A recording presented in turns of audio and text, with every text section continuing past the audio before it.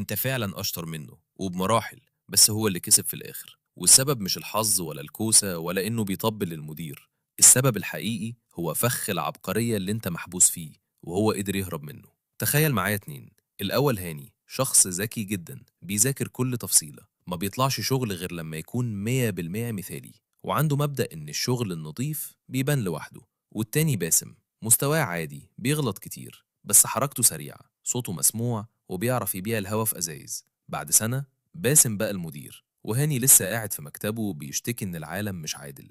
الحقيقة إن العالم فعلا مش عادل، بس مش بالطريقة اللي أنت فاهمها. العالم مش بيدي جوائز للأشطر، العالم بيدي جوائز للي بيعرف يوصل إنه أشطر. في الفيديوهات اللي زي دي العادي إن أقولك اجتهد وهتوصل، بس الكلام ده بلح. الحقيقة إن الشطارة لوحدها هي أكبر عائق لنجاحك، وده اللي بنسميه متلازمة الطالب المتفوق. أنت متخيل إن الحياة عبارة عن ورقة امتحان، لو حليت صح هتاخد الدرجة النهائية؟ لكن في الحقيقة الحياة عبارة عن سوق، واللي بيعرف يعرض بضاعته هو اللي بياخد الفلوس، حتى لو بضاعته جودتها أقل بكتير من بضاعتك.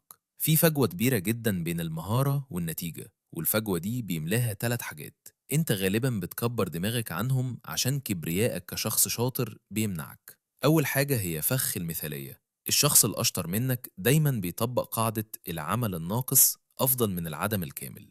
هو بيبدأ وهو مش جاهز، بيغلط ويتعلم قدام الناس، فبيبان إنه بيتحرك. انت بتفضل مستني اللحظة المثالية والمنتج الأسطوري، فمحدش بيشوفك أصلا. في الوقت اللي انت بتفكر فيه في ازاي أعمل أحسن فيديو، هو بيكون نزل 10 فيديوهات، اتعلم من غلطاته، وبقى عنده جمهور، وانت لسه بتعدل في الإضاءة. تاني حاجة هي وهم الاستحقاق. انت شايف انك تستحق عشان تعبت وشقيت، بس السوق ما بيدفعش مقابل التعب، السوق بيدفع مقابل حل المشكلات. هو ممكن يكون أقل شطارة تقنيا، بس هو أشطر منك في فهم إيه اللي الناس عايزاه دلوقتي.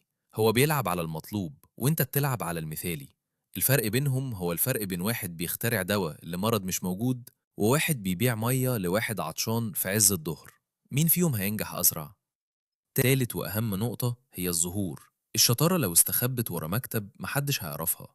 الشخص اللي انت شايفه أنجح منك غالبا هو شخص بيعرف يتواصل أحسن منك. هو عارف إن النجاح عبارة عن 20% مهارة و80% علاقات وقدرة على إقناع الآخرين بمهارتك. انت مستني حد يكتشفك، هو بيفرض نفسه على الساحة وما بيستناش إذن من حد. بس استنى، في سر خطير هو فاهمه وانت لسه بتكاوح فيه.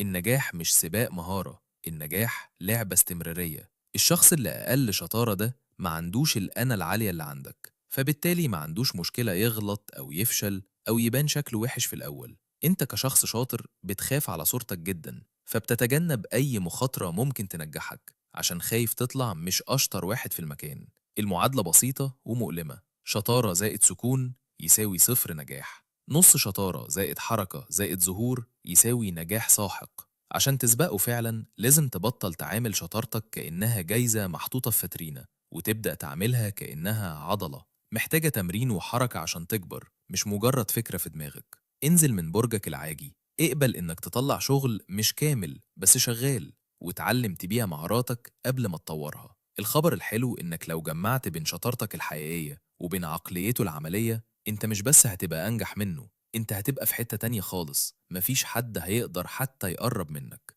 السؤال دلوقتي، هل عندك الشجاعة انك تكون مش مثالي لفترة عشان تكون ناجح للأبد، ولا هتفضل أشطر واحد فاشل في الأوضة؟ القرار في إيدك انت.